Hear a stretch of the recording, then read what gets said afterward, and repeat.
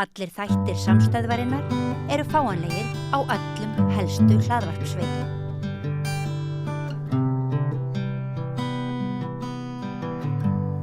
Komið sæl, til mín komin Einar Sveinbjörnsson veðurfræðingur, vertu velkomin Einar. Já, takk fyrir. Ég las grein sem þú skrifaðir, Álftanes ný byggð á flóðasvæði. Og að lesa þetta, þá verður maður alveg gáttaður með að við forsöguna. Já, akkurat Er það ekki? Jú, við getum ef við bara horfum á bara stórumyndin í þessu, hvað er náttúruvá eða hvernig birtist náttúruvá okkur. Hún auðvitað mjög víða á Íslandi. Við búum á landi, búum á svæði þar sem að náttúruvár á ýmsum tegundum að þær eru yfirleitt mjög nærri og sum náttúruvá er til dæmis vel fyrir séð, þá meðan önnur er það ekki. Við getum til dæmis sagt að gosið í Heima í 73 hafi verið mjög ófyrir séð á sama tíma og landskjálftarnir sem að urðu á Suðurlandsundirlendinu upp á aldamótunum hafi verið eitthvað sem þekktu að það væri spenna í berginu sem brotna það bil 100 ára fresti og það var komin tími á það og vissu nákvæmlega nokkuð með hvar það yrði og svo búum við núna til dæmis við bjuggum mjög lengi við þá náttúruvá af völdum veðurs að það fórust 10 mann á sjó okkur einast ári. Það er ein tegund af náttúruvá sem við höfum síðan við höfum náð að verjast með aukinni þekkingu og kennslu og viðbúnaði. Og svo höfum við til dæmis náttúruvá sem við getum bara nefnt fjórða dæmi sem yfirstandandi núna sem eru faraldarseldarnir sem kom okkur dálítið í opna skjöldu til að byrja með en við erum að læra inn á við þekkjum hins og ekki alveg umfangi og styrkin og ekki hversu útbreitt það og getum alls ekki tíma að setja atburðina samanber bara það sem að gerast síðustu daga. Erum við eitthvað tímann að storka örlónum? Já, við erum auðvitað mjög af því og maður hefur auðvitað fylgst með og tekið þátt í þessari umræðum snjóflóðun og snjóflóðahættuna sem ein tegund af náttúruvá og þar horfðu menn og menn viðurkenna það í dag að menn horfðu dálítið gegnum fingur sér með þá hættu og smættu hana til þess að geta byggt þekkt er austan og Neskupstað þar sem að í fyrsta bæjarskipulaginu var merkt inn allt sem var innan við Konráðslæk að það væri snjóflóðahættusvæði því að það gamla fólki vissi af því þar hafði fallið snjóflóð upp úr 1880 en svo þegar öll uppbyggingin hófst eftir stríð og öll útgerðin og allir flykktust til Norðfjarðar þá horfðu menn í gegnum fingur sér og byggðu á þessum svæðum. Svona höfum við dæmi landið og Norðfirðingar ekkert feimnir við að viðurkenna þetta. En við eigum í dag, að þá vitum við svo mikið og við eigum að geta brugðist við og ekki bara aðlega svolítið brugðist við og komið reynt að lágmarka áhættuna með því að haga okkur skynsamlega og það er eitt af því sem við höfum til dæmis gert í sjómennskunni og útgerðinni með þeirri afleiðingu að sjóslið sem áður voru þau þekkjast varla í dag með því að bregðast við og við bjóðum ekki hættunni heim með því að haga okkur á einhvern nátt óskynsamlega.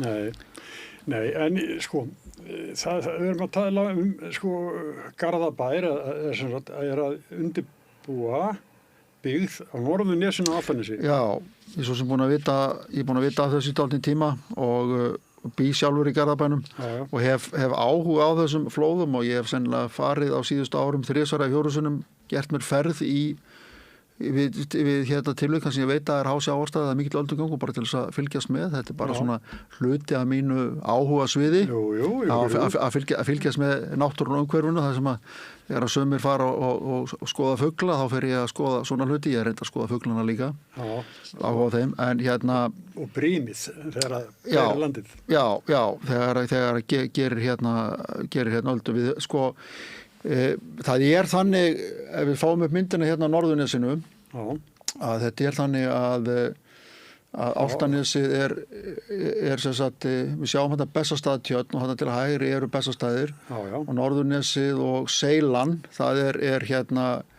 þetta er svæði sem stendur lágt og hefur alltaf gert það og þarna er formt höfuðból sem heita Breiðabólstaðir þetta var Þetta var þekkt útræði frá Breiðabólsstöðum aldir og Breiðabólsstaðir standa þarna, það er friðlýst hús sem er úr tilhögnu grjóti, svona svipað eins og Alþingishúsið, sem stendur þarna á háum punkti. Og Erlendur Björnsson sem var fæddur 1864, hann skrifaði mjög merkilega bók sem oft vitnað til sem heitir Sjósókn og hann að lýsa lífinu á Breiðabólsstöðum á þessum tíma. Og svo sjáum við þarna til hægri, þá sjáum við sko garð sem er nær frá Skansinum og yfir þvera Bessastaðatjörn. Þennan garð lét Sveinn Björnsson forseti gera bara fljótlega eftir hann tók við embætti til þess að hemja drulluna í Bessastaðatjörn og þar hann og gætti þar sjávarfalla. Og tókst það þá? Já, tjörnin er eins og hún er í dag sko. Ágætt, það er opið þarna í gegn en þetta er aldrei leyft í dag en hann bara tók sér konungsvald, getur við sagt. Það þurfti hvorki að tala við kóng nýja prest til að hann gerði þetta bara. En þarna sem sagt... En til gagns. Ja, til gagns, já, við getum sagt það. Og síðan eru þarna sjóvarnargarðar sem við sjá. Það er dálítil byggð þarna við Blikastíg og Fálkastíg sem er þarna nálægt Breiðabólsstöðum og öðrum bæ sem heitir Grund og svo eru sjóvarnargarðar sem við sjáum þarna á myndinni sem snúa til vesturs á móti Faxaflóanum og á þessum görðum að þá aldan brotnar þarna ef að er suðvestan og einhverjum vestanalda sem stendur af Faxaflóanum og hún kemur þarna að fullu afli þegar þær aðstæður eru til staðar í veðrinu. Hins vegar sko innar eins og til dæmis við á landfyllingun og Sjálandi og inn í Arnarnesvoginum þar er aldan miklu minni, hún er búin að brotna og dempast á leið sinni inn og við höfum svona svæði þar sem við fáum ómengað úthafsöldu víðar á höfuðborgarsvæðinu eins og til dæmis út á Seltjarnarnesi og eins og við Örfirisey þar sem er sjóvarnargarður líka. Það eru reyndar grinningar fyrir utan sem dempa dálítið ölduna en annars staðar eins og inn í Gömluhöfninu og inn í Sundahöfn og þar er hún og þar eru hafnarmannvirki líka til þess að dempa ölduna og þar eru sjórinn orðin nokkuð kyrr sko. En þarna eins og segir þarna á Norðurnesinu þá stendur landið mjög lágt sko. Það er skilgreint land að þarna er 2 til 5 metrar og Bessastaðanesið til dæmis sem að er hvað við segja, bakvið eða utan við Bessastaði, það stendur allt miklu hærra og svo í kringum Skótjörnina og Sunnar og Nesunu, þar stendur landið hærra, þannig að Norðurnesið er flóðasvæði. Þannig að sko það væri einu hugmyndin er svo að veri gerður golfvöllur að það. Já, það er hluti af pakkanum sko. Og það væri allt í lagi. Já, í sjálfu sér það sem að Garðabær fer að stað með er það að þarna eru þetta einhverjir eigendur sem vilja byggja, það er einhver sem eiga landið og svo gerður einhver skiptidíll það að því að Garðabær vill gera nýjan golfvöll og þarna er svæði fyrir golfvöll og gegn því að það verði byggðar einhverjar íbúðir og einhver hús í staðinn, einhverjar lóðir sem hægt er að selja og það er það svona sem eins og þetta stendur skipulagslega og Garðabær kynnti bara fyrir COVID, ég held að það verið 2019, þá kynntu þess aðalskipulagsbreytingu það sem gera ráð fyrir golfvelli sem er sunnan við þetta íbúðahverfi og dálítill íbúðabyggð en síðan er aftur kynnt aðalskipulagsbreyting núna bara áramótin þar sem að þessi hugmynd er sýnd á fundi sem haldinn var með íbúum í janúar, ég var ekki á þessum fundi en það sem að við sjáum þetta bæði í gömlu byggðina sem fyrir er Blikastígin sem að er á lágsvæði og hún er byggð fyrir svona 40-50 árum síðan og síðan er að Fálkastígur sem er þar fyrir sunnan sem að er líka svona ljóst yfirlitum, það stendur upp á einhverjum jökulgarði eða dálítið hæð og það sem eru rauðu byggingarnar, það eru ný hús sem bætast við þessari nýju aðalskipulagsbreytingu þannig að fyrst var gert ráð fyrir einhverjum 40-50 íbúðeiningum og núna eru það orðnar rúmlega 150 samkvæmt þessu og þarna má líka greina Breiðabólsstaði og Grund og þarna við Breiðabólsstaðatjörn sem þarna er sjóvarnargarðurinn kemur þetta líka vel fram á þessari sem þarf þá að gera. Já, sem á þessari teikningu og hann hefur verið þarna, hafa verið sjóvarnir þarna frá því einhvern tímann eftir stríð og ábúandinn og landeigendurnir voru farnir að huga sjálfur að einhverju sjóvörnum þetta miklu fyrir vegna þess að þarna flæðir sjór og gengur á land með reglulegu millibili. Þú rifjaðir upp þannig tilvik. Já. Að það ekki bara miðja síðustu öld sem að... Jú, sko, ég fór og það mjög auðvelt að finna sko stærri flóð. Þau hafa ekki orðið á síðustu áratugum. Nei. En svona minni háttar flóð eins og við segjum það sem að brýtur vel á garðinum að þau verða, vil ekki að segja hverjum vetri en kannski annan, þriðja hvert vetur en ég fann svona við skjóta yfirferð 3 svona meiri háttar flóð sem að allt fór á kaf og ég bara las upp úr blöðunum að það flóð sem að verður sem var í september 1953 og þá talað við Björn Erlendsson sem sonur þessa Erlendar sem ég talaði hér áður sem þá var hreppstjóri á Álftanesi hreppstjóri frekar en, ekki oddviti heldur hreppstjóri og hann segir á milli klukkan 6 og 7 gærmorgun vaknaði fólk á mörgum bæjum á Álftanesi við mikinn brimgný. Stórströmmur var og hvassviðri og sjógangur á vestri. Flæddi sjórin mörg 100 metra á land upp og bar með sér sand og möl. Á minnstakosti 3 bæjum var allir mikið tjón á túnum og engjum af þessum orsökum. Morgunblaðið fékk þessar upplýsingar í gærkvöldi hjá Sveini Erlendsinni, hreppstjóra Bessastaðahrepps.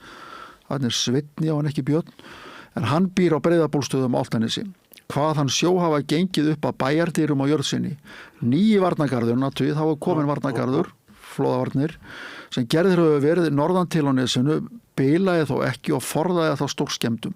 Hins vegar mun hafa brotnað skarð í varnargarðin vestan til Álftanesi norður að Gestshúsum. Sunnan til á því hjá Hliðsnesi gekk sjór einnig langt á land upp, var stórt landflæmi þar undir sjó í gærmorgun. Flóðið sópaði einnig burtu löngum kafla veginum á milli Akrakots og Landakots að Breiðabólsstöðum. Var svo leið því með öllu ófæri gær. Eitthvað var í gær byrjað að gera við varnargarðin sem bilaði. Á forsetasetrinu á Bessastöðum eru engar skemmtir. Flóð þetta eitt mesta sem muna Álftanes og þetta 27. september 53 og svo annað, svo urðu flóð þarna reyndar líka nokkrum árum seinna, 57 ef maður rétt, en svo vísa ég líka í annað flóð sem var seinna, það að segja í febrúar 1970 og þá segir í grein í Tímanum 100 skepna drukknuð í morgun sjórin braut varnargarða og flæddi inn í gripahús að Grund á Álftanesi 9 kúm var bjargað illa á sig komnum en bóndinn Sveinn Erlendsson hreppstjóri taldi að það fé sem drukknaði skipti tugum og hænsnin 100 öll útihús á Grund umflotin vatni og jakar og grjótina svo hráið út allt tún sjórin á þó ekki að flæða inn íbúðarhúsin sem stendur á hæð vegurinn heima bænum alveg horfin síðustu 600-700 metrana. Þar bara stórkríti. Segir í Tímanum 8. febrúar 1970. Og þannig að... Þessar lýsingar eru sko eldri rétt rúmlega 70 ára. Já. Þetta á verið manns minni sko. Þetta á verið manns minni, svo tölum við nú sko, svo oft vísað í móðir allra flóða á Suðausturlandi sem bátsendarflóðin 1799. Það er ekki heimildur um flóður á Álftanesi þá og það þýðir ekki það hafi ekki flætt sko. Nei. En það var meiri sko suðvestanátt og kannski var heldur betra var á Álftanesi í þeirri vindátt heldur þegar henni vestanstæður. En þetta þannig sko að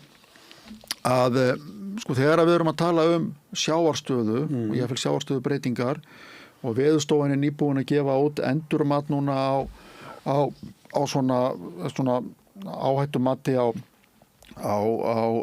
reikna endurkomutíma á hæstu flóðum 100-200 ára endurkomutíma fyrir landið allt sem hluti að vinnu við að þekkja áhrif loftslagsbreytinga á Íslandi að þá alltaf gert ráð fyrir því að við erum með sjávarhæð og sjávarstöðu í kyrru veðri og hvað það sem hefur áhrif á sjávarstöðuna?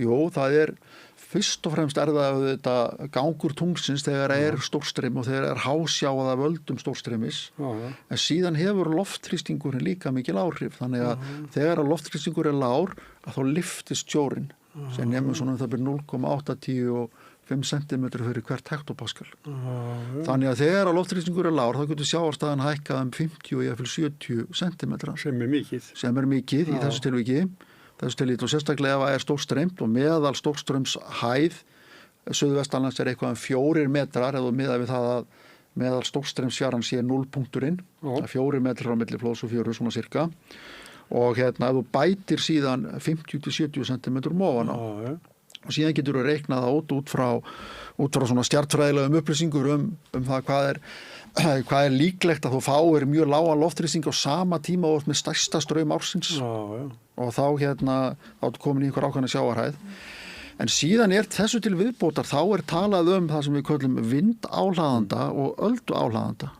Það sem að hækkar í sjónum vegna þess að aldan að berja á sko. Og sérstaklega á það við það sem eru grynninga fyrir framan og sérstaklega aðstæður. Vindáhlaðandin nú ekki mikill, hann nemur einhverju sentimetrum, en ölduáhlaðandi getur verið 30-50 sentimetrar sem bætist ofan á. Og þar sem að aldan brýtur á, þú fær bara beint úthafsöldun á Atlantshafinu eins og algengt eða við höfum víða á Suðvesturlandi til dæmis, út á Garðskaga og nærri Sandgerði og við Eyrarbakka og Stokkseyri, það sem eru og í Grindavík, það sem eru flóðavarnir. Ég ætla að segja að ég spila golf og stundum gerist það í Grindavík að það eru þvílík grjót sem að koma yfir varnargarðið þar.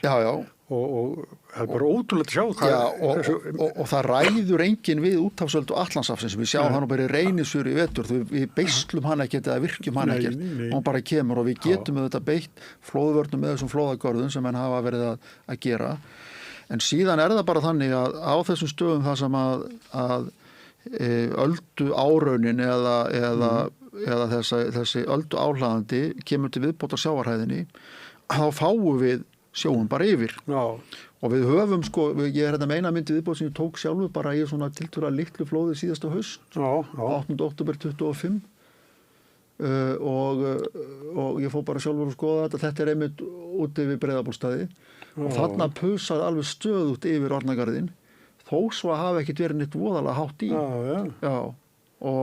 en það var dálítil alda og við getum ímyndað okkur hvernig þetta ef að stendur hærra í og aldan af Faxaflóðunum 8-10 metrar og nærðu þetta ekki þeim styrk þú ert komin inn á greiningarnir það samt óbúslegt brim og það við þær aðstæður sem að afleiðingar flóða verða hvað mestar ekki bara það að sjávarstaðan hækki og það leggst sjóri yfir allt saman það auðvitað en það aldan sem ber með sér allt grjótið, allan þaran og veldur tjóninu í raun og veru eins og Sveinn Erlendsson að lýsa þarna í sópar burtu vegum og eyðileggur þessa flóðagarða svo það þannig að síðan tökum við inn í þetta loftslagsbreytingarnar að þar í þessari samantekt Veðurstofunnar frá því núna áramótin þá búið að áætla það að með að gefnum ákveðnum forsendum að þá muni sjávarborðshækka að meðaltali einmitt á Álftanesi það bil 45 cm frá árið 2100 miðað við tímabil 95 til 2014 45 cm hækkun, það er eitthvað svona sem það á meðaltali og það er hækkun sem að verður aðeinslega vegna þess að með hlýnun jarðar að þá hittnar líka yfirborðslögin í sjónum og við það þá verður útþensla, varmaþensla og sjávarborðið lyftist. Það sjávarborðshækkun vegna varmaþenslu. Ég tek ekki inn í þetta hinatöluna sem hærri 20-25 cm hærri sem að gerir þá líka ráð fyrir umtalsverði bráðnun ískvelana. Sérstaklega á Suðurkvelslandinu sem myndi hafa áhrif hér hjá okkur það dótti flókið samspila þó að við séum með Grænlandsjökul sem næsta nágranna þá veldur þyngdarafl hans eða togi frá honum því að sjávarstaða verður ekkit endilega há hér vegna bráðnunar hans. Ég ætla ekki að fara í það að útskýra það hér. Nei. En samt bráðnun jökla hér. Jú. Til dæmis Vatnajökull.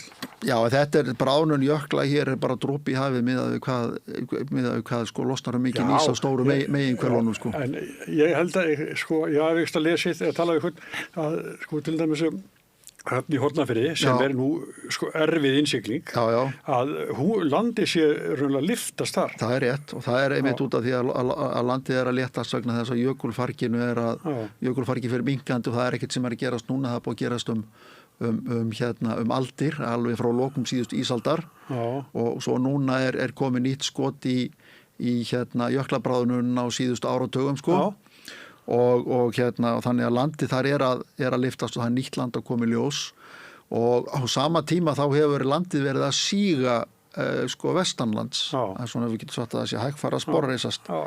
En ég get ekki betur síð í þessari nýju skýrslu Veðurstofunnar það sem er verið að vísa til nýrra mælinga af þessum landhæðabreytingum suðvestanlands að landsígi þar hafi hægt á því og það ég full stöðvast á síðustu áratugum.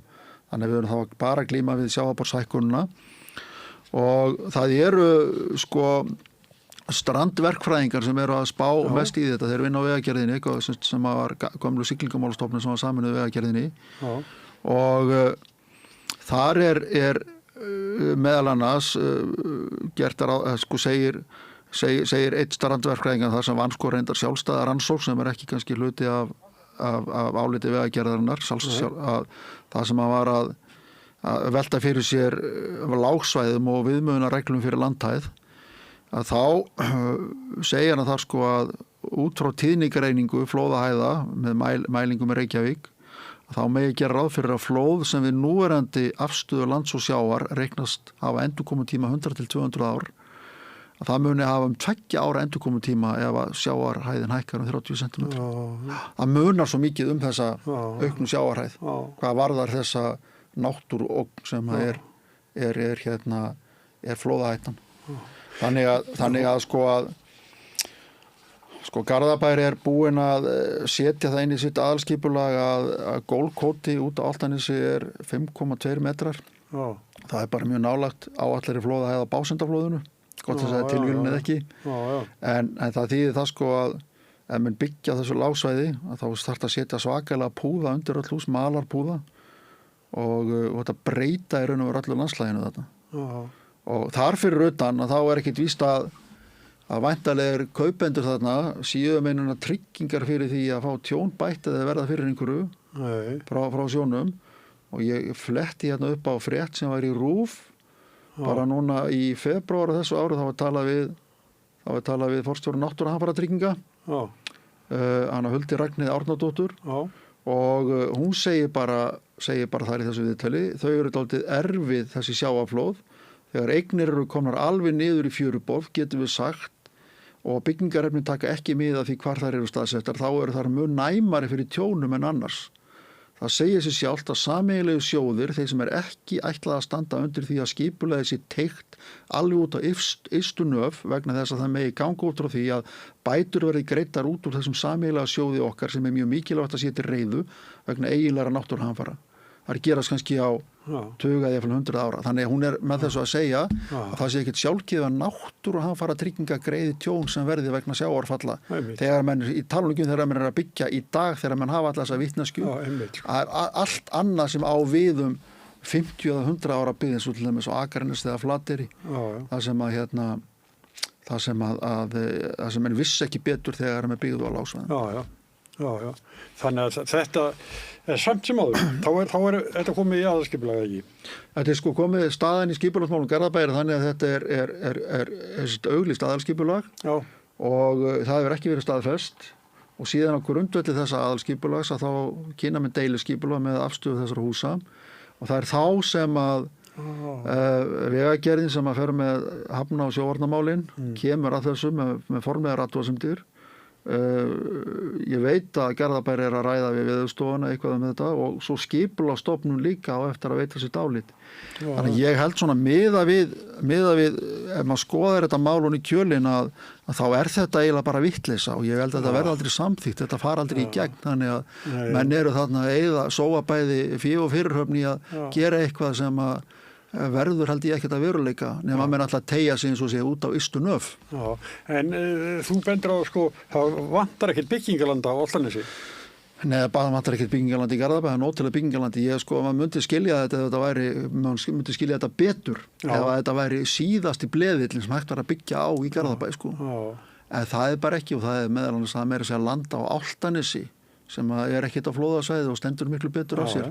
Og ef við taljum Garðaholt til Álftanes en það gerir það þó að sé ekki gamla Bessastaðarhreppi að þá er þar feiki mikið byggingaland og annar staðar í bænum þannig að það er svona skilum að þetta ekki það er hægt að koma alveg fyrir golfvelli þó að þurfa að tína honum grjót á hverju voru og þá er þetta að spila golf þar á sumrin Það er enginn þar í stór brimi og Nei, það er ekki að spila golf á veturna, allavega ekki í þessu veðri sem en þess vegna finnst manni þetta dálítið undarlegt, en auðvitað það þannig að það er einhver öfl sem að sækja það mjög stíft að selja þarna lóðir, sko. Ég held að það sé alveg svona sko. Drifkrafturinn í þessu. Það er drifkrafturinn í þessu og ég man eftir því þegar að ég sat í bæjarstjórn Garðabæi fyrir marglöngu aldamótin. Þá var nú í land þarna sem heitir Selskarð, það sem að nesið mjóst og var hluta til var það í Garðabæi og nú er þetta allt saminað í einu sveitarfélagi. Og þar voru eigendur Selskarðs, þeir voru að sækja frekar stíft á það að fá að nýta þetta land sitt.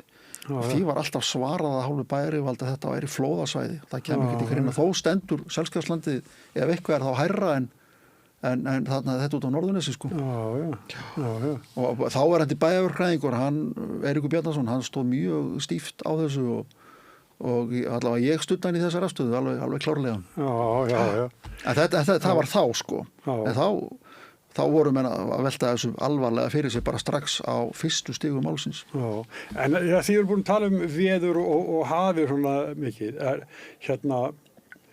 Hér áður fyrir, sko, þá er þessi landsins forni fjandi hafísinn, en nú er þetta mjög fátítt. Er þetta eitthvað sem bara fer að heyra sögunni til? Þú vildu fara að tala eitthvað allt annað. Já. Hvað ég þér að vera það? Nei, nú erum við bara hættir að tala þetta sveið og nú erum við að fara að tala hafísinn. Já, sko, það er bara uppi með gamli sjómaðurinn. Já, það eru orðnir ansi margir áratugir, sennilega einhverju 4 áratugir síðan síðast var landfastur ís hér á Íslandi, sko. Og auðvitað þegar tíðin var kaldari og vorum í þessari svo kölluðu litlu ísöld eins og hún kölluðu sem að lauk það bil aldamóti 1900, þá var miklu meiri hafís á norðurhjaranum og þurfti miklu minni frávik í vindum til þess að bera hann hér að, en hann hefur rýrnað mikið og eiginlega bara mjög mikið, þannig að það er miklu minni ís að koma úr íshafinu og minni ís hér í Austur-Grænlandsstrauminum en var áður. Og ég kalla þetta stundum, sko, kuldaveituna úr norðri, og hún hefur rýrnað, þannig að það hefur haft það í för með sér að það er ekki bara það að hafísin er ekki að valda hér óskunda, heldur er norðanáttin líka ekki eins köld og var áður. Já, þá er ég fyrir fórsar. En sko, sem sagt, einhver staðar eru við að storka á lögunum ennþá, en þú segir þessi áður vissu fólk ekki. Nei, áður fyrir vissum en ekki þessa hluti eða lifðu kannski með því að taka alltaf áhættu. Þekktasta dæmið í snjóflóðunum er bærinn á Norðureyri gengt Suðureyri Súgandafirði, það sem menn byggu undir mjög virkum snjóflóðafarvegi og hlóðu bara stefni á húsi til þess að kljúfa flóðið þegar það kemi. Þá voru menn, sko, tilbúnir að búa við þá áhættu. Og auðvitað þeir sem byggu á Breiðabólsstöðum gegnum aldirnar, þeir vissuðu þetta af þessari flóðahættu og þeir aðlöguðu sig aðeina með því að byggja húsi sín upp á hæstu hæðunum, sko. Og vissu það að hún væri til staðar, en í dag þegar við getum gert, og auðvitað byggum menn á Breiðabólsstöðum vegna þess að þetta var svo mikið sjósókn og góð mið þarna rétt úti fyrir. Þetta var ein besta jörðin á Suðurnesjum, eða hérna á Innnesjum, Suðurnesin er nú fyrir sunnan, ég er hérna sett við Faxaflóan, til sjósóknar. En núna vitum við betur og við getum valið okkur svona hluti að snúum okkur aftur að þessu að við eigum ekki að þurfa, eins og ég kallaði í greininni, að setja upp einhverjar hollenskar flóðavarnir. Rándýrar hollenskar flóðavarnir til þess að geta búið ágætlega þegar við eigum nóg annað land. Og það sem ég auðvitað kannski sé fyrir mér að geta orðið, segjum svo þetta hæri gegn, þetta er byggt allt saman á einhverjum svona búðum hærra uppi til þess að það myndi ekki flæða vatn inn í húsin. Og íbúarnir eru komin hérna inn og svo verða einhver flóð eða einhver ógn og þá vilja menn bara fá garð fyrir utan, bara brimvarna garð til þess að verja byggðina og að ríkið bara borgi og brimvarna garður kostar mikið, hann kostar einhverja milljarða, ég fylg 10 milljarða og hverju var að kosta til, hvað var að kosta mjög til. Við byggjum svona brimvarna garða til þess að verja hafnir og hafnaskilyrði og draga á hættu í innsiglingu en þegar við eigum kost á að byggja annars staðar og þurfum ekki að storka örlögunum þá kostar svona miklu til. Einhverju þurfa það, sko. Já. Einhver stað kemur upp að við það þessu. Já, en þetta skil ég vel að fólk vilji búa á fallegum sjávarlóðum, þannig það líka á Flórida, á fellibílaslóðunum, að þeir, þó að það komi fellibílir og eyði húsum sem eru reyndar ekkit byggður úr varalegum efnum, þá komum við bara strax aftur og byggja nýtt. Þá getur það að fer aftur. Já, sjórinn illandi. Algjörlega. Einar, takk að mikið vel fyrir komuna. Takk. Og rauðaborðið heldur áfram eftir eitt augnablik. Við lifum á tímum þegar þörfin fyrir opna og gagnrýna umræðu brýnni en nokkru sinni fyrr. Ég heiti Ólína Kjerúlf Þorvarðardóttir og ég styð og vel samstöðina, sjálfstæðan og óháðan fjölmiðil. Alþýðufélagið eigandi samstöðvarinnar. Markmið félagsins að auðga og bæta umræðu í samfélaginu. Allir geta gengið í Alþýðufélagið með því að skrá sig fyrir áskrift að samstöðinni. Samstöðin.is